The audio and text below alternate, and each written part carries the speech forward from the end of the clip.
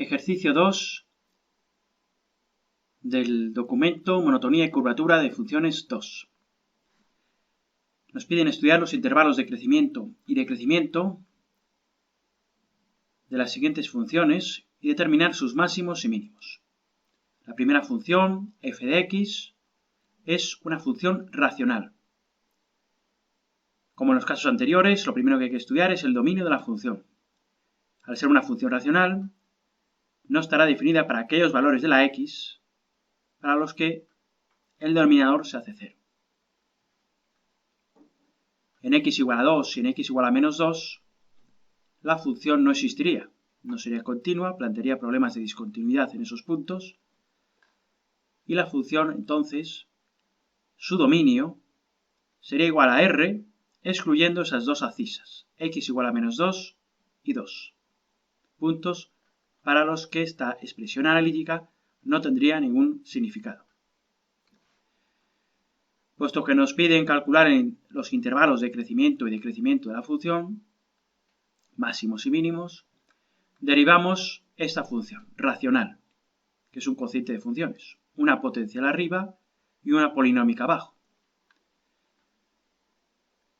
La derivada de esta función es la derivada de la función del numerador, 3x al cuadrado, por la función del denominador sin derivar, tal cual, x cuadrado menos 4, menos la derivada del denominador, que es 2x, por la función del numerador sin derivar, x al cubo. Y abajo, la función del denominador elevada al cuadrado. Esta es la expresión de la derivada de la función del enunciado. Reordenando o simplificando el numerador, llegamos al polinomio en el numerador x a la cuarta menos 12x al cuadrado. Y esta derivada de la función la igualo a 0. Resuelvo la ecuación. Como sabemos, una fracción algebraica igualada a 0 equivale a igualar a 0 el numerador, que es x a la cuarta menos 12x al cuadrado. Resuelvo la ecuación sacando factor común y me salen estas tres soluciones. Una, la x igual a 0, x cuadrado igual a 0, me sale x igual a 0. Y la otra solución es de igualar el segundo factor a 0, x cuadrado menos 12 igualado a 0, de donde me sale x más menos 2 veces raíz de 3.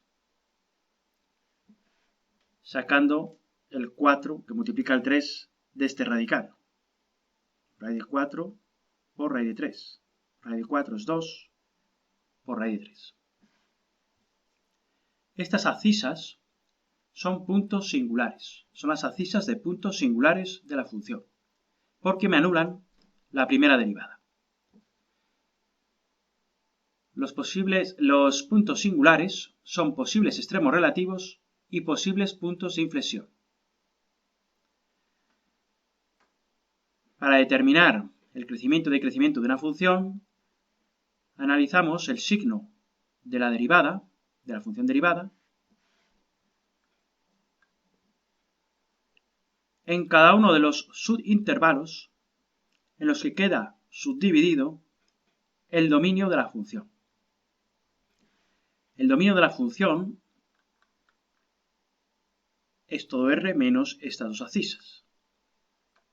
El dominio de la función se extiende desde menos infinito a menos 2, desde menos 2 a 2 y de 2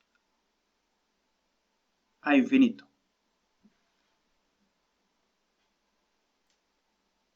En esos tres intervalos en los que queda dividido el dominio de la función,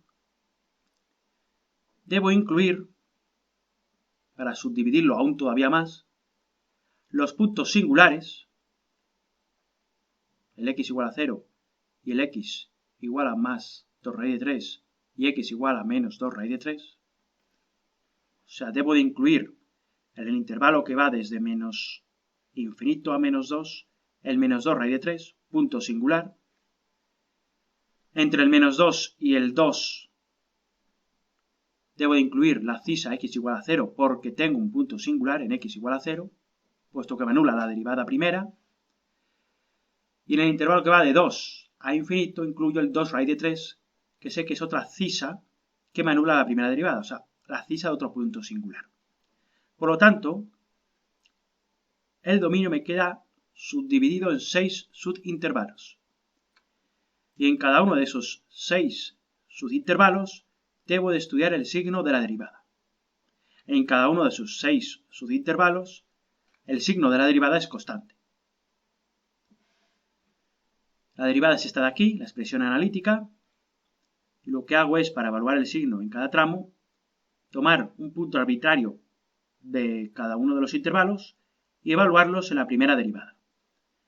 Del primer subintervalo, o de este primer intervalo, tomo el valor x igual a menos 4. Analizo el valor de la derivada, me sale positivo, con lo cual me quiere decir que la función del enunciado crece en ese intervalo. Lo mismo en el segundo intervalo, tomo el menos 3, que es una cisa comprendida en este intervalo, una x comprendida entre menos 2 raíz de 3 y menos 2. Evalúo la primera derivada en menos 3 y me sale que es negativa, la primera derivada, lo que significa que la derivada del enunciado decrece. Con el siguiente intervalo de menos 2 a 0, tomo el valor menos 1 y la derivada evaluada en menos 1 sale negativa también, lo cual significa que la derivada de que la función del enunciado es decreciente. En el siguiente intervalo, exactamente igual, analizo el signo de la primera derivada tomando un valor del intervalo, el 1, y me sale negativa. Por lo tanto, quiere decir que la función del enunciado es decreciente también, en ese intervalo. En ese otro intervalo que va de 2 a 2 raíz de 3, tomo el valor 3 y evalúo la derivada en esa cisa, saliéndome un número negativo, lo cual significa que la función del enunciado decrece en el intervalo que va de 2 a 2 raíz de 3. Y por último, en el último intervalo, tomo una cisa de ese intervalo, lo sustituyo en la primera derivada y averiguo que el signo de la primera derivada es positivo, lo cual significa que la función del enunciado es creciente. Fijándonos en los intervalos de crecimiento, decrecimiento, decrecimiento y así sucesivamente, podemos averiguar la naturaleza de los puntos singulares. En x igual a menos 2 raíz de 3, como a izquierda la función crece y a derecha decrece, tendré un máximo. Para x igual a 2 raíz de 3, puesto que la función a izquierda decrece y a derecha crece, tendré un mínimo. En cambio, para x igual a 0, puesto que tanto a izquierda como a derecha el comportamiento de la función es el mismo en cuanto a crecimiento y decrecimiento, puesto que a los dos lados la función decrece, tengo un punto de inflexión. Dado que la monotonía o el crecimiento-decrecimiento, la función no cambia en x igual a 0, de izquierda a derecha no cambia, permanece igual, decreciendo a izquierda, decreciendo a derecha, significa que tengo un punto de inflexión para x igual a 0. Resumiendo, y tal como nos lo pedía el ejercicio, los intervalos de crecimiento serán desde menos infinito a menos 2 raíz de 3, aquí crecería, y también crecería en el intervalo que va de 2 raíz de 3 a infinito. Y los intervalos de crecimiento, aquí los especifico cada uno de ellos, pero serían los restantes intervalos, en los que la función no crece, sino que decrece. Y el máximo relativo lo alcanzaríamos en la cisa x igual a menos 2 raíz de 3, y el mínimo relativo en x igual a 2 raíz de 3, teniendo un punto de inflexión en x igual a 0, en el punto de la cisa x igual a 0. En este ejercicio no he hallado las coordenadas del máximo relativo, ni del punto de inflexión, ni tampoco del mínimo relativo. Solamente he proporcionado las abscisas. Las ordenadas de estos tres puntos se calculan sustituyendo cada una de estas abscisas en la función.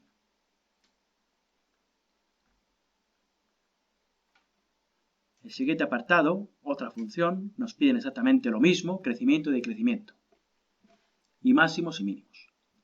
Es el logaritmo de un polinomio. El polinomio no plantearía ningún problema en R porque está definido en todo R, es continuo en todo R y derivable en todo R. Pero el logaritmo de ese polinomio, la función logarítmica, sí que plantea un problema, puesto que no estaría definida esta función logarítmica para todos los valores de la x en los que este polinomio, en los que este argumento de este logaritmo tomase valores negativos o iguales a 0. Entonces, debemos de calcular el dominio de esta función imponiendo la condición de que las x proporcionen al argumento de este logaritmo valores positivos y estrictamente positivos, mayores que 0. El dominio, por tanto, de esta función, logaritmo de x² más 4x menos 5, queda restringido por la siguiente condición: a que el argumento sea estrictamente positivo. Resolvemos esta inecuación para ver en qué tramos del dominio, de R, la función polinómica x² más 4x menos 5 toma valores positivos. Factorizamos el polinomio y estudiamos el signo en los diferentes intervalos, desde menos infinito a menos 5, menos 5, 1 y 1 infinito. Menos 5 y 1 porque en esos puntos son las raíces de estos dos factores que definen este polinomio de grado 2. Estudio el signo de este polinomio y me sale que es positivo en el tramo que va de menos infinito a menos 5, negativo de menos 5 a 1 y positivo el polinomio, el argumento del logaritmo, de 1 a infinito. Por lo tanto, como hemos impuesto la condición de que el argumento, este polinomio, sea positivo, el dominio de la función, que es el logaritmo, definido solamente para argumentos positivos, estrictamente positivos, será los intervalos que va de menos infinito a menos 5, unión 1 infinito. Es decir, los intervalos en los que el polinomio, en los que el argumento de la función logaritmo toma valores positivos. Y esos intervalos son el menos infinito menos 5 y el 1 infinito. Se descartaría el tramo que va desde menos 5 a 1. Nos piden hallar y estudiar los mínimos y máximos y los intervalos de crecimiento y decrecimiento de la función. Por lo tanto, derivo la función. La derivada de la función de esta f de x, que es un logaritmo,